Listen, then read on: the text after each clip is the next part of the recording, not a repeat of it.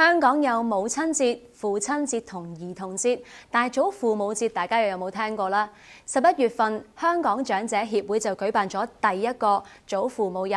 亦都希望一年復一年咁樣持續落去。我哋成日都聽到家有一老，如有一寶呢一句説話，但係我哋有冇真正了解同埋關心過我哋家中嘅寶呢？香港長者協會喺11月份舉行咗香港首個祖父母日，鼓勵市民更加關心長輩，盼望所有長者都可以得到關愛同照顧，年輕人又可以重拾長輩嘅優良品德。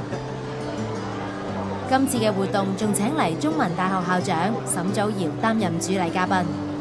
早一排呢個嘅祖父母日嘅主辦單位就嚟同我講，佢話佢哋想搞一個咁嘅活動，咁我覺得好有意思嘅，因為既然我哋有父親節、母親節、兒童節，有教師節啊，仲有秘書節，但係點解冇祖父母節呢？咁因為我自己細個嘅時候呢，係我嘅外祖父、外祖母呢係湊大我，咁佢對我一生嘅影響好大。所以我覺得咧，如果我哋係作為後生嘅咧，係識得去尊敬同埋愛護我哋嘅祖父母咧，呢個家庭嗰個嘅關係嘅維繫咧，對於社會係好重要嘅。咁個孫咧，即係啲 Canadian born Chinese 啦，佢就話：婆婆，我而家未有錢，但係大個有錢咧，我就送你去老人院嚇咁樣。個阿婆當堂就暈咗咁滯。我諗香港嘅家庭其實就有個困難咧，就係在於我哋嗰啲住屋嘅地方都係好細，所以好多時候咧都未必能夠同自己嘅祖父母或者父母可以住埋一齊。咁所以好多時候咧，我哋到即係自己嘅阿公、阿婆、阿爺、阿嫲年紀大嘅時候，我哋都係諗下，都係送佢去老人院啊咁樣。咁其實呢個係一個好可惜嘅事嚟嘅，因為即係中國人嗰個家庭嘅傳統嘅維繫呢，其實係非常之重要。當日喺嘉許禮之前，大會就舉行咗一個跨代關係嘅調查報告發佈會，發現跨代關係比較疏離，會同祖父母分享開心事嘅年輕人只有40%，而主動分享煩惱事或者打電話關心祖父母嘅年輕人更只有20%多啲，反映出青少年唔夠關心祖父母，亦唔識俾祖父母關心自己。我哋嘅調查發現到咧，原來長者咧最開心咧唔係俾兒孫俾啲錢佢去食嘢，或者俾1000蚊你去買嘢食啦咁，但係佢最開心咧就係同佢哋一齊。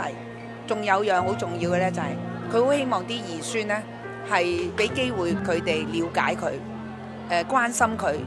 因為有啲婆婆同我講，當佢問啲孫咧仔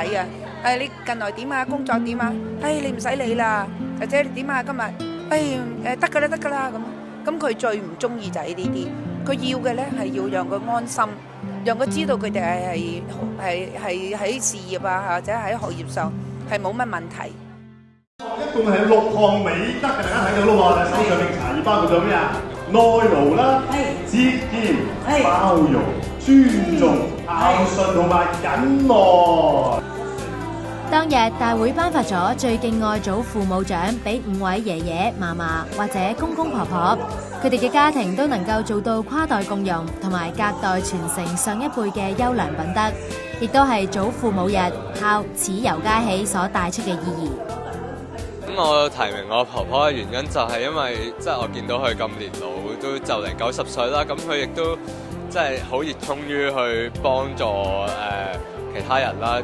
例如我教會裏邊其他老人家，咁佢以前亦都會幫助佢屋村嘅其他街坊咁樣。咁同埋咧，佢哋成日都教我哋就係話咧，我哋要行公義、好憐憫、全謙卑嘅心與神同行。咁我哋咧每日咧，婆婆就教我哋咧，就即係一定要係一起身嘅時候咧，就同上帝祈禱，感謝神嘅時間，早晚一定有靈修咁樣咯。而家我將埋鼓勵我自己，真係好鼓勵下一代㗎。即係做個榜樣俾人哋睇㗎，係神要鼓勵下一代㗎啦。我哋好重視咧，有祖父母有孫，佢哋同佢哋嗰個交往，而最重要就係究竟啲孫覺得個祖父母俾咗啲咩嘢嘅榜樣俾佢嘅，我唔可以叫做教訓，唔可以叫做教誨，但係佢喺佢身上面點點滴滴咧，係學到啲嘢係而家我哋個社會缺乏嘅。咁亦都係當日活動嘅形象大使黃婉芝亦都特登錄咗段說話，去鼓勵年輕一代去多啲關心祖父母。如果我可以喺佢哋嘅生前再花多啲時間去關心佢哋，明白多啲佢哋嘅世界就好啦。不過我就冇呢個機會啦。但如果你仲有呢個機會嘅話，希望你哋每一日都可以關心佢哋，愛佢哋，因為佢哋係你哋嘅唯一嘅祖父母。我諗所有信徒或者非信徒可能都知道喺十誡裏邊佢話咧，孝敬父母咧係使我哋在世咧係得長壽嘅，呢個係第一個帶住應許嘅誡命。咁所以即係上帝喺十誡嘅裏邊咧都提咗一個咁重要嘅誡命。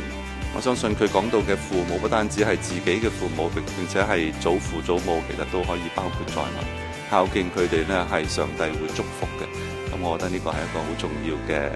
誡命嚟。我喺度好鄭重咁樣呼籲咧，所有嘅年青人咧，無論你有冇祖父母都好，或者你祖父母已經離世，其實咧，佢喺你個回憶之中咧，隱隱就好似個指南針，帶領你去一個路。而呢條路咧，唔係論你學歷有幾高，唔論你個家產有幾多，但係佢會係你個人生嘅座標。